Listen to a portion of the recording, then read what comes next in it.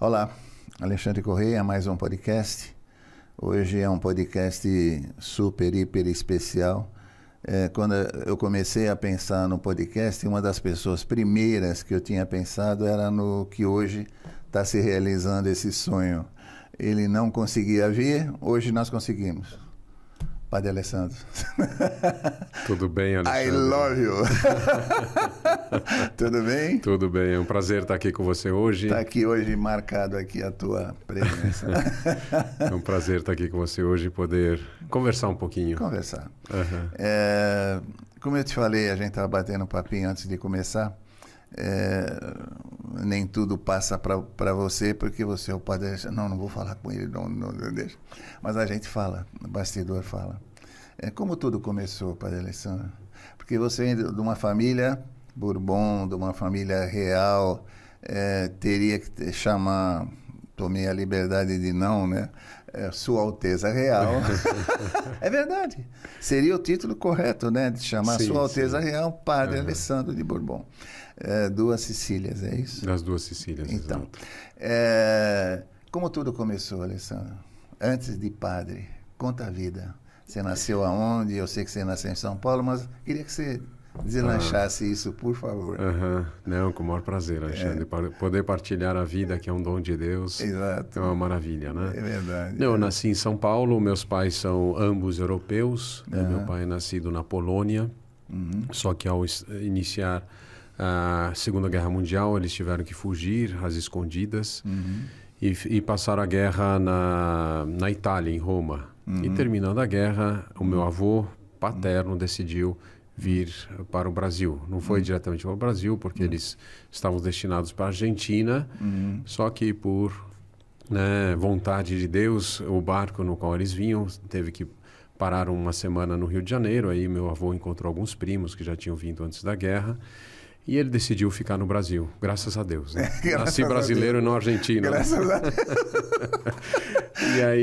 E aí começou a aventura aqui do Brasil com meu avô. Meu pai chegou, já tinham 7 anos de idade, e assim foi. Né?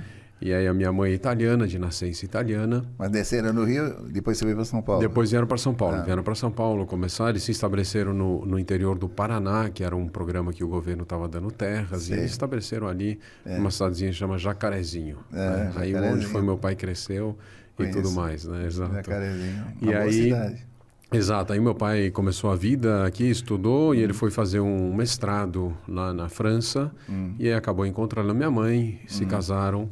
E ela é italiana, de origem, e vieram para o Brasil, e desde então estamos sempre aqui no Brasil. Sempre aqui no Brasil. São Paulo? São Paulo. Nasci em São Paulo, sou o último de 4 filhos. É um homem, 2 meninas no meio, e aqui o caçula chegou. O caçula chegou. O caçula chegou. Enfim, uma família muito normal, graças a Deus, né, Alexandre, com os seus desafios, as suas alegrias, uma família muito unida, graças a Deus, muito unida. Estudei na Escola Morumbi, aqui em São Paulo, depois eles não tinham toda a questão do que hoje seria o ensino médio, né? O ginásio, mas acabei depois indo para o Santo Américo, estudando com os beneditinos. E aí, depois, o que fazer, né, da vida? Eu era um jovem normal, como todos, e não sabia o que eu queria fazer. E naquela época, na nossa época, né, na minha época... Eu sou mais velho. Não, só um pouquinho. Eu tenho né? 80. Não, sério? Sério? Não parece. Hein? Parece? Nossa, tá Dói ótimo. Tudo. Não, dá muito menos. Muito Dói menos tudo. eu daria para você. Não. Dói tudo. Com 80 dói tudo. Mas aí o que fazer com um garoto de 18 anos, não tinha ideia o que fazer na faculdade. Santo Américo, o Padre Veremundo, daquele tempo? Dom Veremundo, daquele Veremundo. tempo. Eu peguei o finalzinho do Dom Veremundo, né?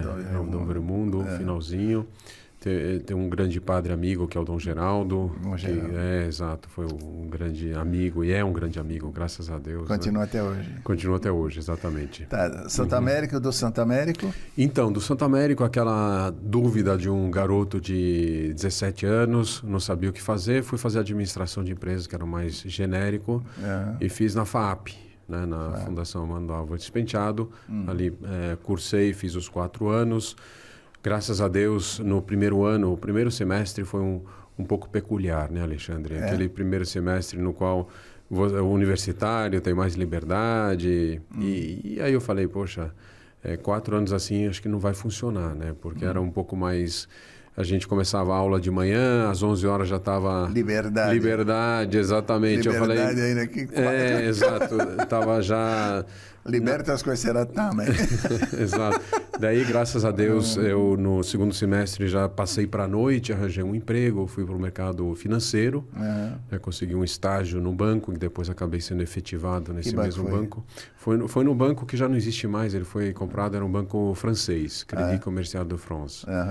Né, que foi comprado pelo HSBC depois. HSBC. E depois... também foi embora daqui do Brasil. Exatamente, né? Então foi comprado por ele e trabalhei até o final, até eu finalizar meus estudos. Quando eu me formei em 96, foi isso que eu me formei. E eu tinha um grande sonho na minha vida, que era trabalhar nos Estados Unidos. Trabalhar nos Estados Unidos, acho que é aquela mentalidade de fazer currículo. Né? Ter um bom currículo para ter um bom emprego. Né? Então fui com esse intuito que... lutei para conseguir um emprego nos Estados Unidos. Então, terminando... Na fase do banco ainda? Na fase do banco ainda. Tá. Fase do banco ainda. Me formei na faculdade, foi tudo bem. E aí, consegui um emprego. Faculdade FAAP e Administração. Administração, exatamente. Depois, consegui um emprego, fui trabalhar nos Estados Unidos, mas aí já mudei de setor, fui trabalhar no mercado imobiliário. Era uma pequena incorporadora, na qual, depois de alguns meses de experiência, eles me colocaram como projetista financeiro, né? Eu não sei não sei se existia esse cargo, mas eu fazia projeções dos novos negócios, né? Eu trabalhava na área financeira dessa incorporadora. E foi muito bom. Você fazia os cálculos, quanto o camarada ia pagar? Exatamente, quanto ele ia ganhar, enfim, o retorno e tudo mais. Foi muito engraçado porque isso foi pelos anos 97, mais ou menos. Né? Cheguei a trabalhar 2 anos nessa empresa e tudo mais. E aí eu fiz as projeções há 15 anos, 20 anos, que dura mais ou menos um projeto na área, né? Na área do imobiliário. Né? E aí... quando eu já decidi de mudar de vida, já estava no seminário, me chama o ex-chefe falando, olha, as projeções que você fez estão todas erradas, né? Pelo amor de Deus. Ainda porque deu aquela crise, deu uma crise no mercado imobiliário nos Estados Unidos, foi muito ruim, né? Obviamente você não tinha como projetar, você não tinha todas as variáveis. Ele me ligou, mas olha, tudo que você projetou aqui não deu nada certo, né? Mas também não deu nada certo lá o imobiliário, muita gente quebrou. E é por isso, né? Não foi você o culpado. Não, exatamente. Tem variáveis que você não consegue projetar, exatamente. É impossível, né? Não tem mas ele ligou brincando, obviamente, né? Éramos, graças a Deus, uma grande amizade com o meu ex-chefe e tudo mais. E aí, estando lá nos Estados Unidos, foi onde veio a grande pergunta da vida, Alexandre. Que é a pergunta que todo mundo tem que fazer ao menos uma vez na vida. Por que Deus me criou? Por que eu estou nesse mundo? Por que eu vim nessa época? Por que eu nasci nessa família? Por que eu recebi esses talentos? Por que sou eu quem sou? Né? E aí, que eu acho que todo mundo deve se perguntar ao menos uma vez na vida para responder a pergunta fundamental. Qual que é a minha vocação? Por que Deus me chamou? Vocária, né? A vocação vem de vocária, de chamado de Deus. Para que Deus me criou? Para que eu existo nessa terra? Você estava lá, você estava em Nova York? Não estava em Nova York ainda. Eu estava na Carolina do Norte, em Charlotte, onde eu passei 1 ano e meio. Depois eu fui transferido para Nova York, recebi promoção e tudo mais. E passei a viver 6 meses em Nova York. Né? E aí, estando lá em Nova York... Esse questionamento foi em Nova York? Não, foi na Carolina do Norte ainda, mas estando lá nos Estados Unidos. Você já começou a pensar? Eu já comecei a pensar... Mas pensar, ou seja, nessa questão sobre a vida, né? Ainda sem uma resposta definitiva, foi quando, eu estando lá na Carolina do Norte, e a minha irmã, ela também é leiga consagrada, se dedica totalmente a Deus, enfim. Pessoa muito especial. Exato, a minha irmã. Tenho o prazer de conhecê-la. Minha esposa, a Márcia, a Regina. A Regina, exato. Prazer de conhecer, adoro ela. Uma grande amizade, né? E aí ela, no tempo de colégio, ela sempre foi envolvida lá no Santo Américo, tem o encontro de jovens do Santo Américo e tudo mais. E ali ela começou a se envolver com um grupo de pessoas que chama-se Regnum Christi, que é um movimento, né, fundado pelos Legionários de Cristo. E ela começou a se envolver muito a ponto de fundar o que eles chamam de juventude missionária. O que é a juventude missionária? É um grupo de jovens que se dedica a finais de semana, principalmente também nos feriados, a fazer visitas, missões de evangelização. Não são missões humanitárias, né, de evangelizar, falar de Jesus para as pessoas, né? E aí a minha irmã começou a se envolver muito nesse movimento a partir do encontro de jovens do Colégio Santo Américo, e ela acabou fundando, né, junto com um grupo de pessoas, de jovens, a juventude missionária aqui. Então, todo final de semana ela ia com eles, e eu nunca fui. Ela sempre me convidava, falava, olha, você tem que vir, é uma experiência... Tinha um encontro de jovens nessa época, não? Eu fiz um encontro de jovens no Santo Américo, mas isso foi uma coisa à parte, essa questão da juventude missionária. Não, exatamente, era uma coisa fora disso. E ela sempre me convidava para ir fazer as missões, né? Eu nunca fui. Sempre deixava ela no ônibus ali, mas eu ia... Fim de semana era para estar... fim de semana era para estar com meus amigos, era churrasco, era para ir para a fazenda. Que horas vem te pegar? Literalmente, nunca fui, mas nunca mesmo, né? Nunca me envolvi e tal. Mas curiosamente, entre aspas eu digo curiosamente, porque a gente sabe quem que está trabalhando por trás disso, que é o Espírito Santo, é Deus. Estando lá nos Estados Unidos, me deu uma vontade imensa de fazer missões. Imensa. E não deu outra, né? A gente já... Era uma semana antes da Semana Santa, eu estava lá já nos Estados Unidos, trabalhando. Surgiu essa vontade de fazer missões. Já tinha meio que organizado a semana... Veio de dentro mesmo? Veio de dentro, totalmente. Não, veio de dentro. Não era... Obviamente eu fui... A família, graças a Deus, é católica, reza. Tinha uma semente, mas não era definitiva, né? De missa dominical e pouco mais, entendeu? Rezar um Pai Nosso, uma Ave Maria à noite, um Santo Anjo sempre antes de viajar, isso era tradição na família. Era uma família religiosa, sim, sempre foi, mas não assim de participar de movimentos, estar engajados em uma paróquia, nunca fomos disso, né? Era mais missa dominical e tal. Enfim, foi isso. Minha religiosidade era essa, né? Um pouco mais assíduo em época de prova, né? Invocava o Espírito Santo, novena para o Espírito Santo, mas era isso, né? Pai Nosso, Ave Maria, missa dominical e aí o Espírito Santo na época da prova, né? Era essa minha religiosidade. Vamos levando. Exatamente, né? No fim da série. Exato. Mas enfim, estando lá nos Estados Unidos, era uma semana antes da Semana Santa, estava meio que organizado para fazer uma viagem com os amigos e tudo mais. De repente decidi mudar tudo. Falei, preciso fazer missões. Veio uma convicção desde dentro, como você falou, preciso fazer missões. E esse mesmo grupo, que é um grupo internacional da juventude missionária, eles organizavam no México, por exemplo, as mega missões, que é uma coisa impressionante, Alexandre. O ano que eu fui, que eu participei, eram 70 mil jovens. Nossa Senhora. Participando durante a Semana Santa. Coisa grande. Espetacular, uma coisa assim... Nós não temos aqui isso, né? Tem, mas numa escala bem menor. Bem menor, continuam, tem, mas enfim. Sente falta disso aqui. Seria tão bom, né? E eram missões de evangelização mesmo. O que consistia? Você ia visitando as casas, fazendo meio que um censo para o pároco, era muito bom, perguntando, falando de Deus e convidando para as celebrações da Semana Santa. Então era, né, tudo isso. Então, essa Semana Santa decidi, minha irmã, né, que fazia parte... Desculpe, tinha algum preparo? Não, nenhum. Simplesmente vamos, exatamente, né? Ao menos comigo não teve. Acho que os outros talvez teriam algum preparo, mas era o que você tinha e começou. Exatamente, né? E foi... A vontade de fazer. Exatamente, foi esse desejo de fazer, preciso fazer missões. A minha irmã organizou, foi muito bom. Fui para uma cidadezinha que fica entre o Distrito Federal, no México, e Toluca. Tem uma serra ali no meio. Uma cidadezinha muito pobre, uma região muito pobre, né? E fui... Mas eu fui... Né, Alexandre, você perguntou se tinha algum preparo. O preparo que eu tive foi o seguinte. Eu falei no meu coração, com toda aquela arrogância de um jovem, né? Eu tenho... educação e tenho formação, vou dar muito para essas pessoas. Né? Olha, a preparação foi essa. E, na realidade, Deus me derrubou do cavalo, né? Porque você chega e você começa a se deparar com outras realidades que talvez não tinha tido um contato assim em primeira mão. E você começa a perceber que as pessoas são muito especiais. né? E eu aprendi muito com elas. E então consistia essas missões em fazer visitas às casas, convidando para as missões, falando um pouco de Deus, convidando para participar dos dias santos, fazendo um censo para o pároco.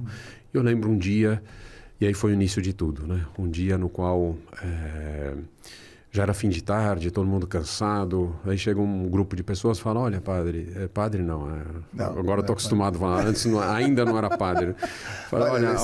Acho que você na época era Alê, né? Alê. Tenho vários apelidos aí que eu não vou falar aqui, senão vai ficar público. Não, né? Mas você veio aqui para falar isso. Porque todo mundo vai perguntar. Você não perguntou, força ele para falar. Não. E aí... Era Alê, acho que tinha. E aí tinha um pouco de tudo. E aí chegou um Príncipe grupo de pessoas. Tinha, não? Não, algumas vezes sim, né? No banco onde eu trabalhei era esse meu apelido, né? Então vamos lá. Mas aí chegou nesse dia, um grupo de pessoas falou, olha, tem uma senhorinha que faz tempo que ninguém vai visitar, fica lá no topo dessa colina, né? E a gente meio cansado, falou, vamos, não vamos.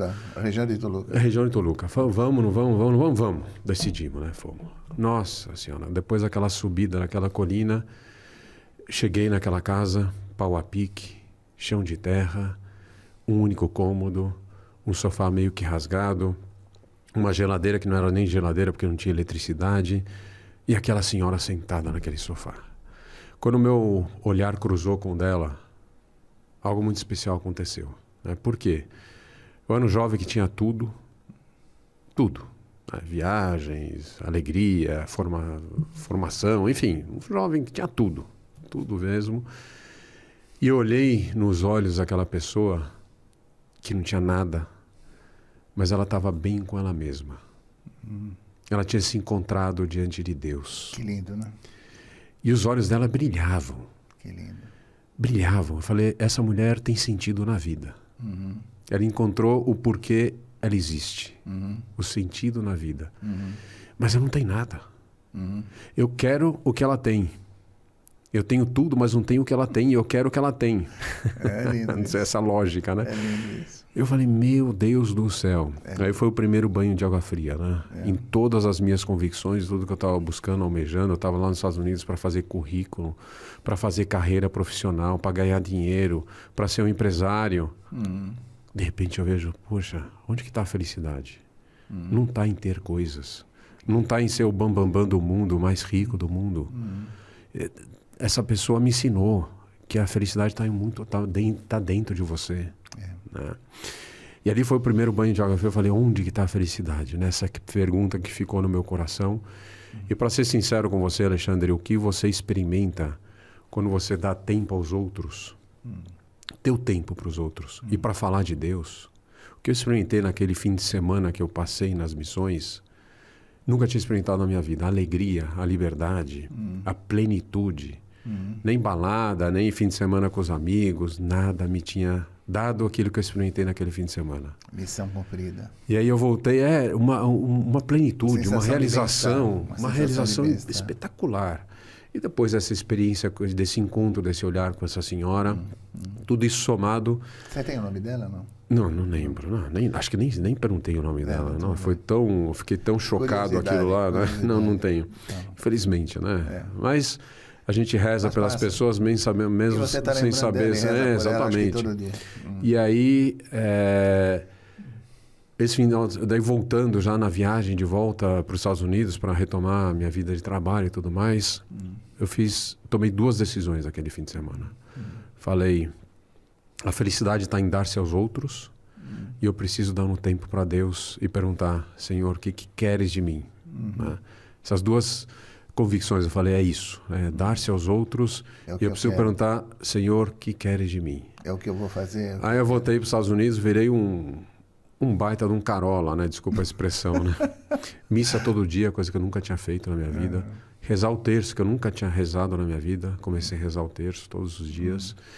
E aí encontrei, graças a Deus, uma igrejinha que é difícil lá no sul dos Estados Unidos, porque a maioria são protestantes, né? Encontrei uma igrejinha católica, que era o meu refúgio. Que cidade foi, Alessandro? Em Charlotte, na Carolina do Norte. Aí encontrei essa igrejinha, que era o meu refúgio, então eu ia trabalhar, ia fazer esporte. Todo dia, antes de ir para casa, eu parava nessa igreja. Nessa igreja para rezar.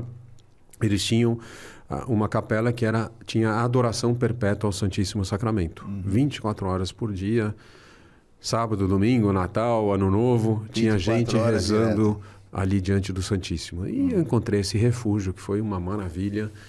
E todo dia eu ia lá rezar, né? E depois ia para casa. Depois do trabalho, depois do esporte e tudo mais. E estando um dia lá, nessa capela, diante de Jesus, né, sacramentado na Eucaristia, foi um momento do chamado de Deus.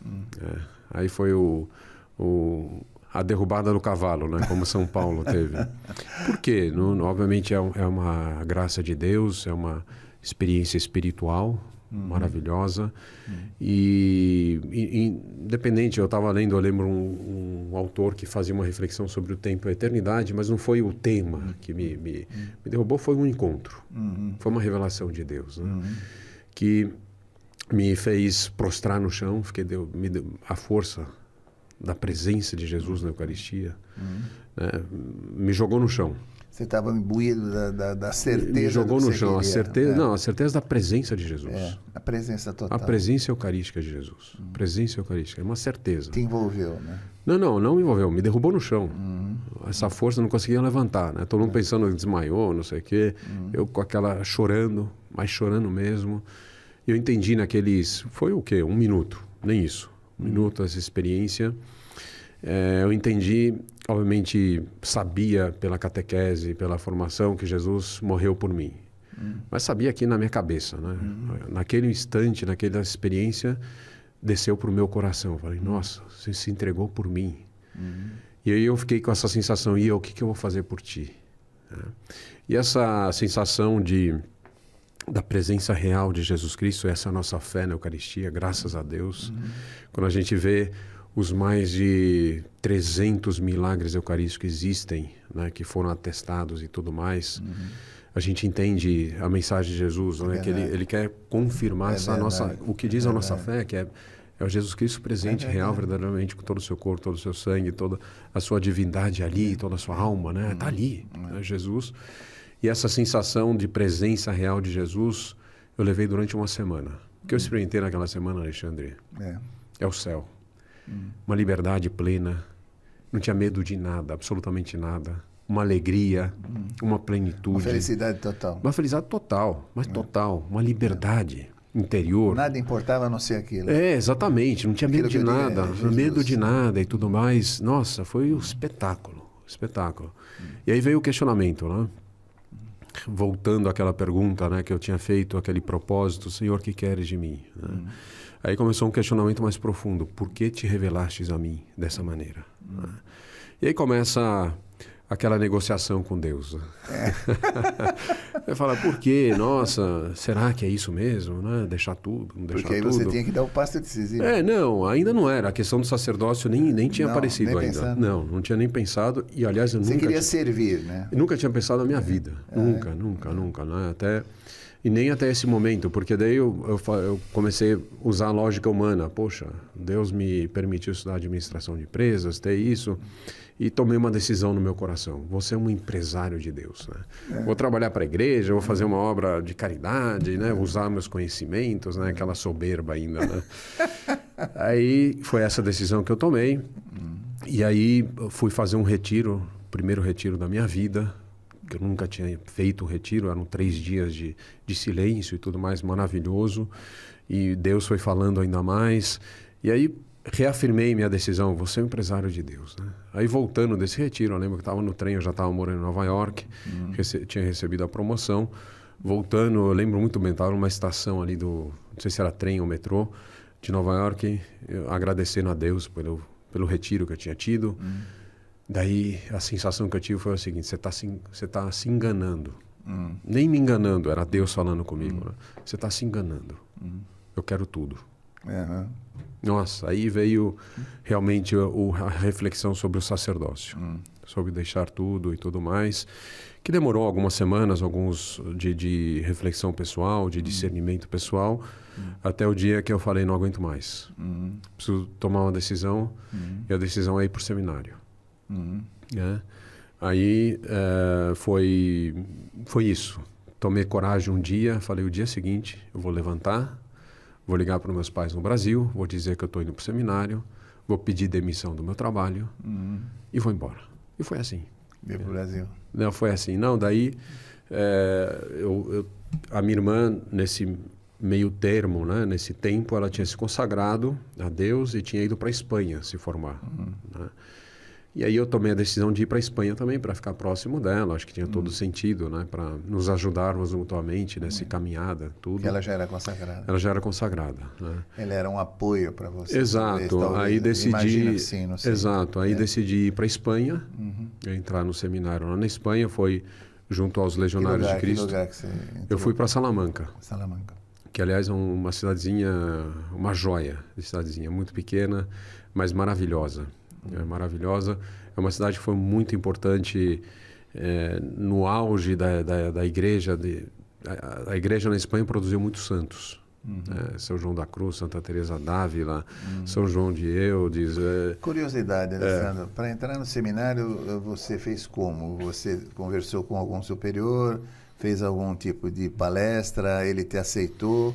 Como é que funciona? Porque, por exemplo, alguém pode querer entrar no seminário. Como é que faz? Quer dizer, procura, vai, fala com alguém. Geralmente o que tem, Alexandre? Vamos dizer que uma outra pessoa que está nos assistindo hoje, amanhã, daqui 15 dias, daqui um ano, sei lá, tem o mesmo chamado. Né? Porque você é um exemplo, eu estou te falando porque eu sei o que eu estou dizendo, eu transito ali entre a São José e a Brasil e conheço muita gente. Então, é um exemplo, o que você fala, muita gente admira. Quer dizer, então, de repente, até um jovem está sentindo esse desejo, né? A semente entrou também nele. Você falou, entrou no seminário, e ele falou, mas aonde, né? Quer dizer, como é que eu faço? Lógico, você foi em Salamanca. Mas qual é o sistema? Como é que entra? Então, como é que você entrou? Eu vou explicar o meu caso, depois eu explico qual que é o caminho ordinário. Seria aqui, Qual que é o caminho ordinário, né? Ou seja, no meu caso foi muito simples, né? Porque a minha irmã, ela tinha se consagrado dentro desse movimento Reino Christi, que pertence aos Legionários de Cristo, né? E essas missões que eu fiz também foi organizada pelos Legionários e tudo mais, então não teve dúvida, né? Eu me identifiquei imediatamente com os Legionários e não tive dúvida. Então, para mim, bastou um telefonema, ela me colocou em contato com o padre, fiz uma entrevista, a gente teve 2 ou 3 encontros e foi suficiente para mim ter entrado, tá?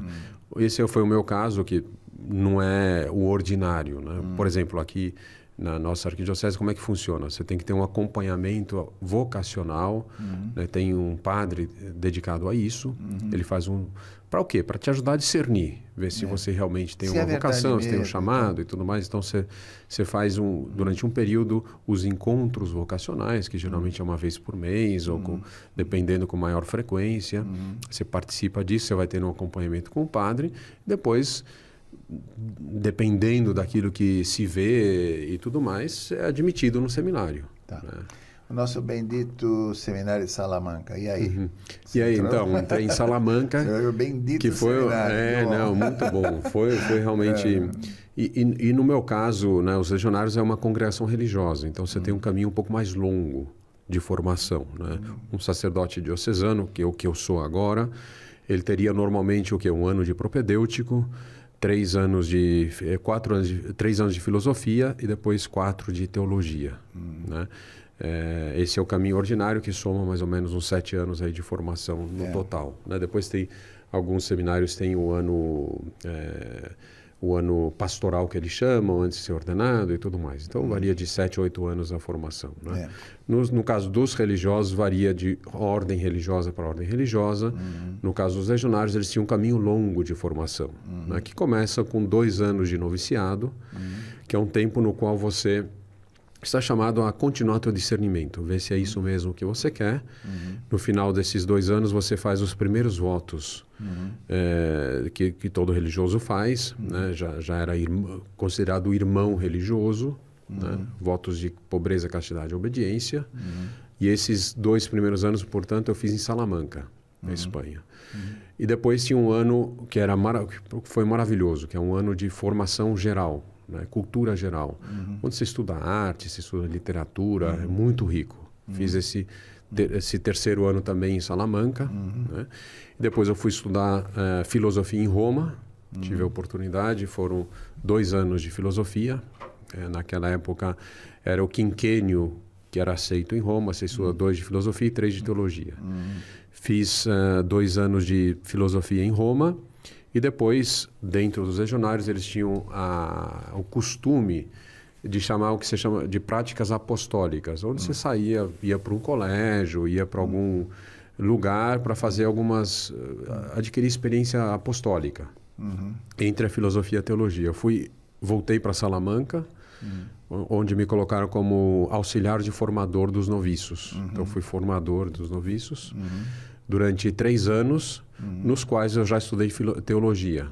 Comecei a estudar teologia e depois fui finalizar a teologia em Roma, estudei mais 1 ano e me ordenei em Roma mesmo, em Santa Maria Maior, um espetáculo. Em alguma hora disso tudo, desses anos todos, teve alguma hora que você pensou, sei lá, isso aqui tá difícil.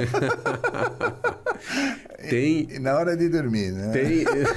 Não, tive, claro que tive e graças a Deus. Você estava sozinho. Graças a Deus, porque as crises vocacionais que a gente chama, também crises é um novo começo, né? Uma nova...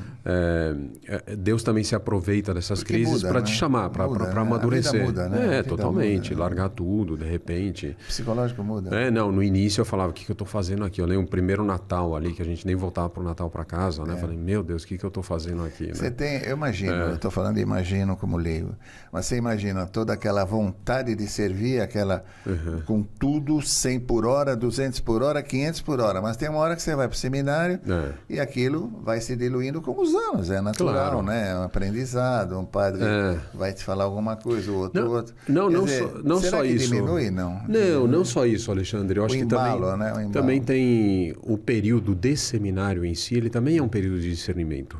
Ou seja, é um período no qual você está chamado a reafirmar a pergunta é como leigo, né? A tua vocação. Não, você está chamado a reafirmar a tua vocação. Então, enquanto você não recebeu a ordem, você sempre vai poder dizer não. Né? Por quê? Porque você percebeu que aquilo lá não era o teu caminho e graças a Deus você teve a coragem de dizer, poxa, esse não é o meu caminho, vou embora. Sim. E graças a Deus. Por quê? Deus, quando nos cria, a cada um de nós, ele tem um propósito.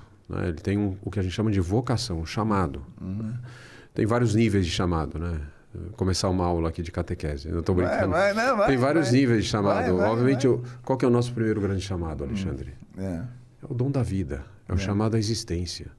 Que Deus, e essa é a realidade teológica também da criação, Deus ele teve a liberdade e a vontade de me criar. A você, Alexandre, a mim, eu, Padre Alessandro, a todos. Né?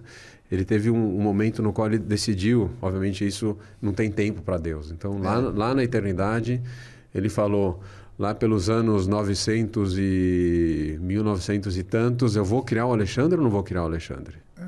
Ele falou, vou. Eu quero que ele nasça. Eu quero que ele exista. Né? Então, Deus teve essa liberdade. Então, o grande chamado nosso primeiro é a existência. Agradecer ele por existir. A existência. Que é uma maravilha. Você partilhar da existência, do dom da vida. Né? Eu existo. Porque Deus quis que eu existisse. Depois temos um grande segundo chamado que a gente recebeu no dia do nosso batismo. Que é o chamado para a vida em Deus. Nascemos e renascemos da água do Espírito Santo para Deus, que nos coloca numa outra condição, né? A condição de filho de Deus, de cristão e tudo mais, que é um chamado. Né? E além desse chamado, que implica também um estilo de vida, tudo mais, cada um tem o seu chamado específico.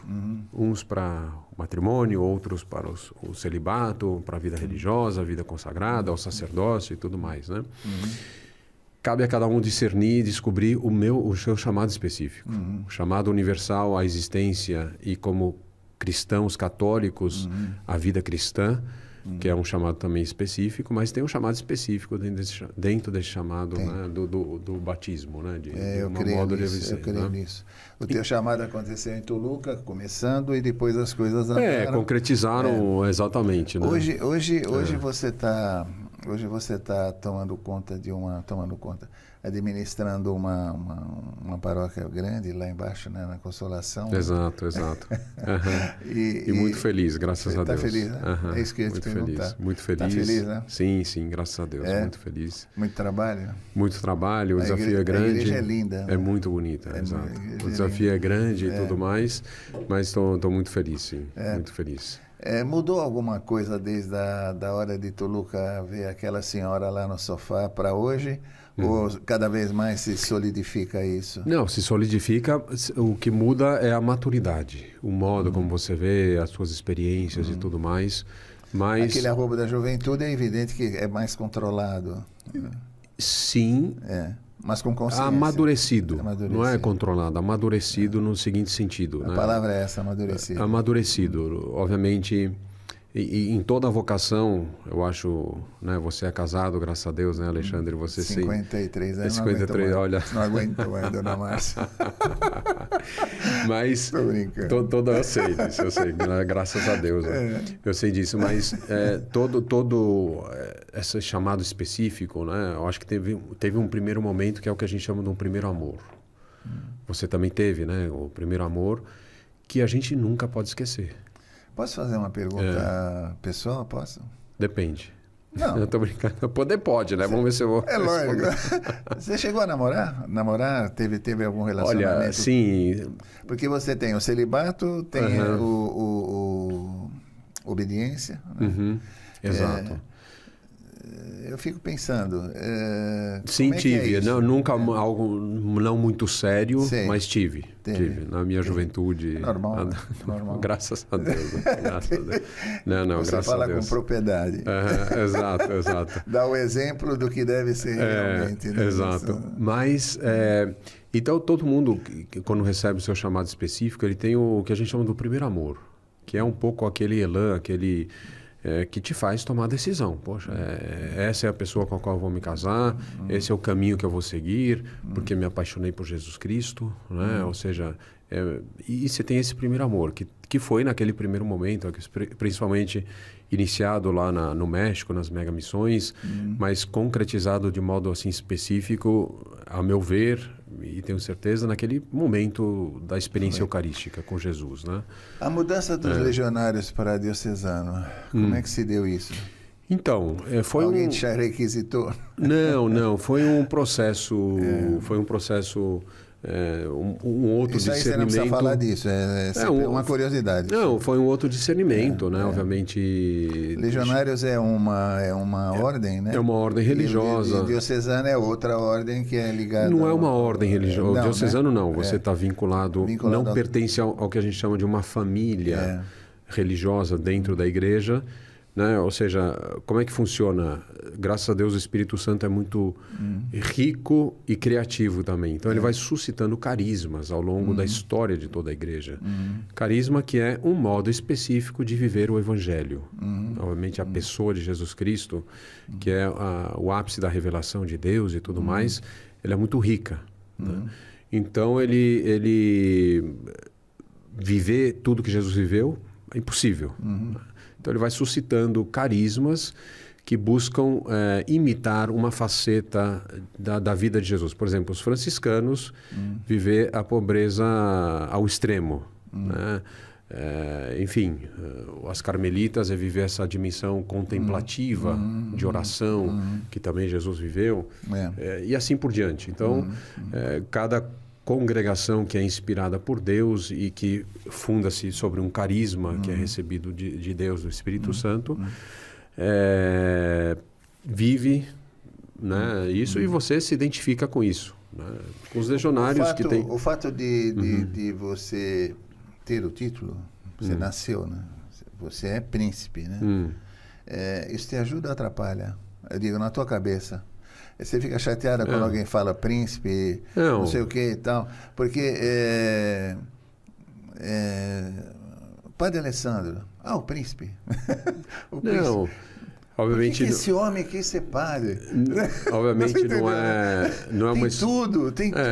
Príncipe. Quer dizer, não é desmerecendo o padre. Sim. É o que você falou, né? Tenho tudo, tenho a vida, tô bem. Como é que eu vou largar isso tudo aqui para ser padre, né? Quer dizer, não é no sentido depreciativo, né? Não, entendi.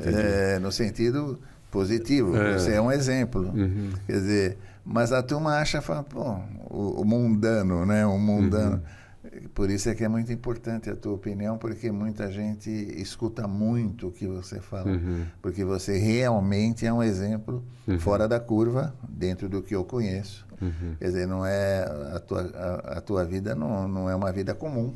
Quer dizer, muitos poucos são príncipes e muitos poucos príncipes viraram padres. Então, é uma tomada de decisão muito séria. Você é um exemplo. Sim. Não, olha, tenho que dizer que... Não é no sentido... Não, entendi perfeitamente. Não, e não tem nenhum problema de falar disso também. É o que todo mundo fala, né? Não, ou seja... Porque quem está vendo sabe que é isso, né? Quer dizer, por que você não perguntou para ele? Não, então, obviamente a gente sempre levou com muita naturalidade, com muita simplicidade na família, ou seja, uma família muito normal, isso, e tudo mais. E também na minha vida, foi sempre apresentado de uma maneira muito normal isso, né? E tenho que dizer que sempre me ajudou. Nunca me foi pejorativo para mim, pelo fato de ter nascido quem eu sou, que não foi escolha minha. Né? Você se sente bem? Normal, exato, normal. Acho que os meus pais sempre nos ensinaram a levar com muita naturalidade, né? Posso pôr a tua? Pode. Você explica o que é aquela... Vamos pôr Não. O que é essa... Não, esse é o da família do meu pai, né? Sei. Da família do meu pai. É daí que você veio. Exato, dos Bourbons das Duas Sicílias. Bourbons, né? Exatamente. Que eram... Ou seja, a família Bourbon, ela tem 4 ramos, né? O ramo originário, que é na França. Depois tem o Bourbon Parma, que é no norte da Itália. O Bourbon e Bourbon, que é na Espanha. E depois tem o Bourbon das Duas Sicílias, que era o reino das Duas Sicílias, né? Que até 1800 e pouco eram divididos em 3 a Itália, né? Tinha o reino dos Savoias no norte, os estados pontifícios no centro e o reino das Duas Sicílias no sul, né? E esse é o escudo da família dos Bourbons. E eles tinham uma política de muita...